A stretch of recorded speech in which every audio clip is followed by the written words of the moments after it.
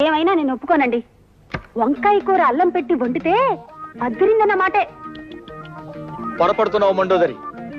అసలు వంకాయ వేపుడు చేస్తే ఆహా, స్వర్గానికి అంగుళమే దూరం. మీకు తెలియక మాట్లాడుతున్నారు. వంకాయ కొత్తిమీర కారం పెట్టిన కూర మీరు ఎప్పుడైనా తిన్నారా? ఇదిగో, అసలు నీకు తెలియని విషయం ఒకటి చెప్పనా? గుత్తి వంకాయ కూర ఉల్లి కారం పెట్టి చేసి దాన్ని వేసి శివంగి పులుసని తయారు చేస్తారు. ఆహా, అది తింటే అంతే, మాటలేవు. చాలండి, పెద్ద చెప్పచారు. మంచి పదునైన పనసకాయని చేయి తిరిగిన వాడు తరిగాక కూర చేసుకుని తింటే ఉంటుంది.